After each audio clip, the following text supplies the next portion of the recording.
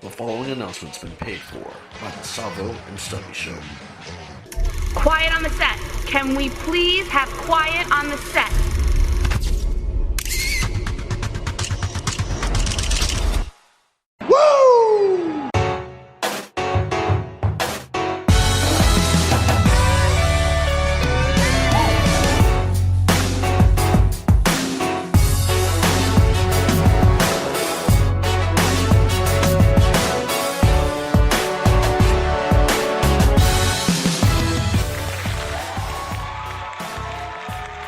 What is up, wrestling fans? It's me, it's S-T-U-B-B. Why? Because I'm the man, the myth, the legend, the mighty minion himself, Stubby, coming to you from our new location in sunny California. Yes, I was forced to leave Stamford, Connecticut, because WWE really stepped up their restraining order game. I am now no longer not just allowed in Connecticut, but apparently the 13 colonies too. So I am now on the West Coast. I am one half of the Savvo and Stubby Show. This is a Stubby exclusive. This is a result show for Elimination Chamber, and we got some information to cover. I really hope Savvo finds the note that I left, because that's going to be an awkward conversation on travel and how he's going to get to the West Coast for our show on Friday. But nevertheless, I will make sure it happens. For the Elimination Chamber, it took place last night. This is Monday. The show was on Sunday. And overall, the Elimination Chamber was a decent pay-per-view. I was actually impressed. I would have liked to have seen a lot more with certain talent, but it was exactly what we kind of predicted on the Savvo and Stubby Show on episode 2.0.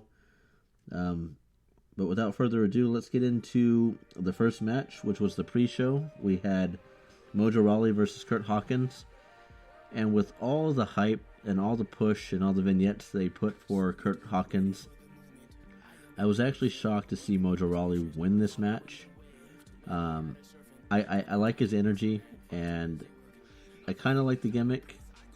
And I guess it's more for the younger generation, or for the can-do generation, almost like the Ultimate Warrior.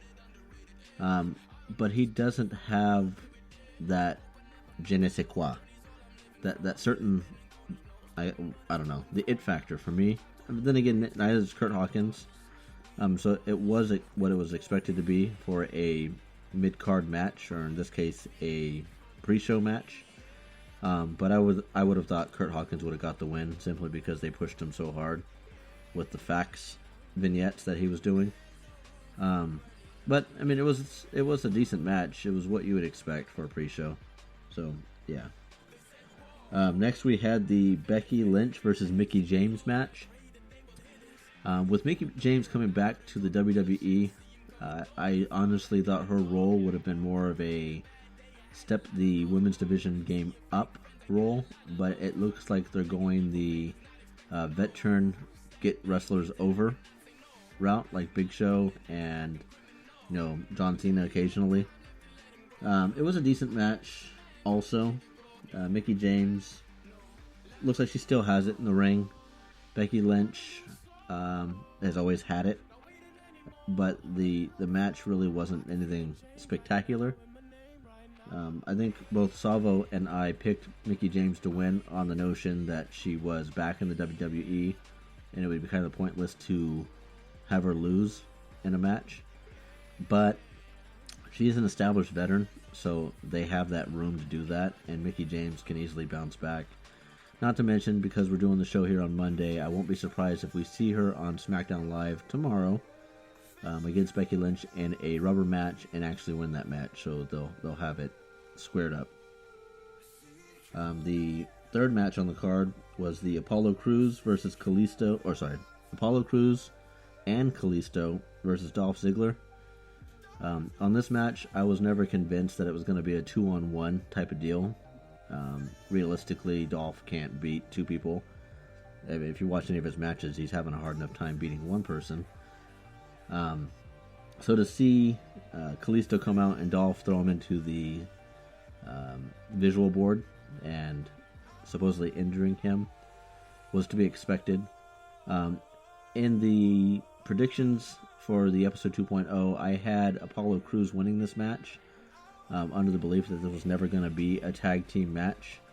Even though Kalisto did come into the ring, at the end of the match, Apollo Crews got the pin, and his music played at the end. But I still see a Apollo Crews and Ziggler feud going on, possibly into WrestleMania as like a pre-card, because I don't see this being a big enough match for anything else. I mean, I talked to a couple people and they said that they were not really looking forward to seeing this match. This was more of like a who cares match. But WWE is really good at putting fillers in there, and as much as I like Dolph Ziggler as a wrestler, I think they've squandered his abilities and kind of buried him at this point. There's not much you can do with his gimmicks or his character that'll have him bounce back. Then we have the Alphas, the American Alphas versus pretty much the Locker Room. Everyone in the tag team division. You had the Vaudevillains, Rhino and Heath Slater. I called him the Wendy's Girl in the previous episode. I couldn't think of his name. The Usos and the Ascension.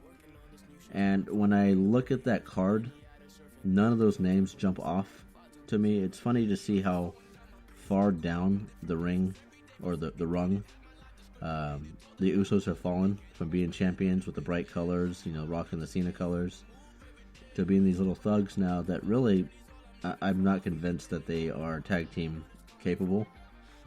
But in their defense, the tag team division in SmackDown is very light. But in the prediction that we had for that, we had American Alphas retaining the belts, which they did. I thought, if anything, Ascension would give them the most competition. But WWE sat on Ascension for so long, and they look too much like the Road Warriors, that your diehard fans are not really going to give them a chance. They dominated NXT when they were in NXT, but because because WWE sat on them for so long, the viability of them, or the realisticness of them being a competitor, is not there. Look to see American Alphas hold the titles for a while, until somebody steps up their game, which I just don't see it. On to the next match, we had Nikki Bella versus Natalya. Their promos and their shoots at one another were not convincing to me. Natty tried to go the personal route, which has been done way too many times, and constantly taking a shot at the whole John Cena and never gonna marry you, no kids thing. For anyone that's watched Total Divas, it's been out there. It's already been done. But the match itself was pretty decent. Natty still has the skill set. Nikki is nice to look at. She can still wrestle too, but I'm just not sold. And I think she gets the unfortunate stigma of being a pretty face, because she in my book, she runs a little flat too. Then we had the Luke Harper versus Randy Orton match, and I have to say, maybe it's just me. This is a Stubby standpoint, that I thought this not only was the best match on the card, but I also think this is the best match in like the last 6 months, maybe even the last year. Luke Harper came out from the shadows. He already has a great wrestling ability, but the way he fed off of Randy Orton, his demeanor, I'm more convinced that he's a lunatic than Dean Ambrose. But he carried his weight, and for someone his size, I was surprisingly pleased on some of the moves and some of the aerial attacks that he was able to take. I picked Luke Harper to win this match because I thought we were going to see a potential build to a triple threat match at Mania. I already knew that Bray Wyatt was going to win the belt, so you had a Bray Wyatt versus Orton at Mania. But with Luke Harper winning the match, you got a tie-in here, which you can still do. There's still time between the next couple weeks for SmackDown to see Luke Harper somehow put his name in the hat for Mania. If not, win the belt. There's going to be some feud here. For any true wrestling fan, they already knew Wyatt was going to win this. The second that Orton surfaced as the Royal Rumble winner, it became even more clear. Wyatt's been in WWE for a while. He's been a main superstar for a while, but has not got the push that he deserved. And a lot of that was because his wrestling style didn't really match up with his talk. But I've always been a Wyatt fan. I was a little confused when they had Wyatt go up against Undertaker at Mania. Felt that was a little rushed. And it kind of put Wyatt back a little bit. But overall, the Luke Harper versus Orton match, one of the best matches I've seen in a long time. And it was believable because by the time Orton hit the RKO, both guys were exhausted. And it was just fitting not to kick out from that. So as disappointed as I was to see Luke Harper not win it, because really Orton didn't have to win that match. He's already over. He already has a shot at Mania. Luke Harper, if anything, needs it. It didn't hurt either one if it went either way. So overall, I mean, if I had to grade it, I'd say an A+. Then we had the Alexa Bliss versus Naomi. In this one, I predicted that Alexa Bliss would win, although I thought Naomi should win simply because, she's put in the time. I just wasn't convinced with her mic skills. I wasn't convinced with her persona. I wasn't convinced on her the way she's being marketed. But surprisingly enough, she won it. And now I'm curious to see if she can carry the weight. She definitely has the ability. Will we see it is the question. Will she step up on the mic? Because like we said on the last episode, when all the ladies were in the ring talking, Naomi was very quiet for the longest time, and Alexa Bliss put her on point, put her on blast, stating that she forgot she was there. I don't know if that's going to be her downfall, or if she's going to hang on to the title until Mania, which conveniently is in her hometown. And then finally, we have the Elimination Chamber. This match, for the most part, lived up to the hype. I was excited to see this match, and I was pleased with the result, even though it was a predictable result. But I seen this match going one of 6 ways. I mean, any one of those competitors could have won the belt, or if you were Cena, kept the belt. The only thing that pissed me off about it was the fact that Baron Corbin was the first to be eliminated. I wanted him to win it. Storyline-wise, it doesn't make sense, and I'll tell you why. But I didn't think he was the weakest link. I thought Dean Ambrose was. But it was neat to see Baron Corbin eliminate Ambrose in the manner that he did, so that Miz can get the pin. Because I would have rioted if Ambrose would have won the title. So when those two were eliminated, it came down to The Miz, AJ Styles, Bray Wyatt, and Cena. WWE rarely, unless I haven't gone back to check the archives, but I don't think a champion has ever been eliminated midway through the match to clearly state that the title was going to change hands. So to see Cena take the pinfall and know that we were going to see a new champion, one that confirmed that Bray Wyatt was the front runner for the title. 2, there's a chance that WWE finally figured out we're tired of seeing the same 2 people in each show carrying the title. My only worry was that it was going to fall back on AJ, and I have nothing against AJ Styles. I would like to see new talent or talent that hasn't really had a chance to shine get an opportunity to step up their game. So I would have been pleased to see Baron Corbin win it, or Bray Wyatt win it. So to see Bray Wyatt come in and do that was pleasant. Only downfall on that end was, as I wouldn't say a diehard fan, but as a more frequent fan, I was able to predict the outcome before it happened. I knew the phenomenal elbow was going to be his downfall, and that the Sister Abigail was going to be what wrapped it up of coming off that elbow drop, or the elbow. But yeah, Bray Wyatt gets the belt, so we're going to see Bray Wyatt versus Randy Orton at Mania, which will be a good build. They're going to go that route that feels a lot like the Daniel Bryan infiltrating the Wyatt family. Although Savvo believes that Orton really is true to the Wyatt family, I think it's all just an act. But I guess we'll wait and see. Then you got a couple possible builds.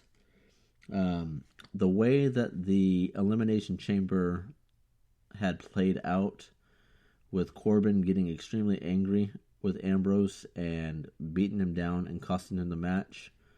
If it doesn't happen on SmackDown, expect to see a Baron Corbin versus Dean Ambrose title shot at Mania. And I see Ambrose losing the belt and Corbin getting the push, at least on a higher platform. If not the WWE Championship, he gets the IC title, which puts Dean Ambrose back in the mix for the WWE Championship, which I'm not a fan of. But to see that match, I think would be pretty decent. I think Corbin can actually shine here. And Ambrose has established himself enough to let Corbin get the win. And then another possible build, and this is just rumored because I hear Daniel Bryan is in training again. I know he's not cleared by WWE medical staff to wrestle, although he is cleared by his medical staff. But I'm sure with the right coaxing with Vince McMahon and the powers that be, we may see a Daniel Bryan versus The Miz at the Rumble. And the reason why I state this is because The Miz has been emulating Daniel Bryan, mocking him, questioning his abilities and whatnot for months now, at least back to September that I can remember. And with that feud building up, no one really expects it because Daniel Bryan is on the shelf right now. But I think that would be a decent card. If what it sounds like right now, Mania's got Lesnar versus Orton. Lesnar versus Goldberg. Orton versus Wyatt. Then you have a potential Ambrose versus Corbin, Miz versus Bryan. I don't want to say this, but you've got Shaq versus Big Show, and potentially AJ Styles versus Shane McMahon. It's a pretty stacked card. I don't know where John Cena plays in the mix. We may see a John Cena versus Samoa Joe, but they are on two different shows. So unless Samoa Joe makes an invasion type thing or whatnot, I'm not exactly sure. I mean, there's so much to build off right now.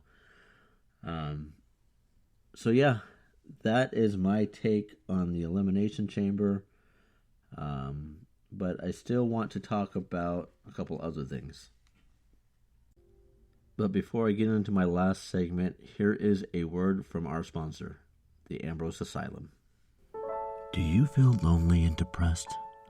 Like the world has its back against you? Do the voices in your head tell you to milk the cat? Don't do it. That's not right. Here at the Ambrose Asylum, we can make sure you get the help that you need. We have a full-service staff available 24 hours a day. Our rooms are padded 360 degrees for your safety. And at the Ambrose Asylum, we serve only soft food with round silverware. So please, don't delay. Your health is important to us here at the Ambrose Asylum. Call us at 1-800-AMBROSE. That's 1-800-262-7673. 1-800-262-7673. 7673. Don't let the voices win. Those cheating bastards. Sometimes you feel like a nut. Sometimes That's a place that I recommend checking out. I hear they have some really nice facilities. Plus, you got to dig the round silverware. But with that said, I wanted to touch base one last thing from the previous episode. We talked about great managers from the past. One of the names that we left off, and it dawned on me after we went off the air, was Bobby the Brain Heenan.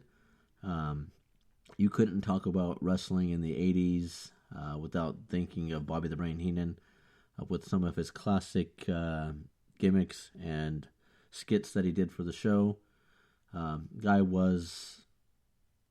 he had a gift, and the wrestling business misses him. Great guy, rest his soul. And that will wrap it up for the Savvo and Stubby show, episode 2.5. Stubby flying solo. This is a Stubby exclusive. You can catch both Savvo and I on Friday, Saturday morning, the latest. We record our next episode on Friday. Also, be sure to check out our friends and affiliates, the Wetback and Crackapowa Hour. You can find them on Spreaker and Apple iTunes under the name of the Wetback and Crackapowa Hour. You can also find them on Facebook at the Wetback and Crackapowa, and I believe on Twitter. Great guys, funny content for all you wrestling aficionados out there. Check these guys out. Very entertaining. And as always, wrestling is real. People are fake. Stubby out.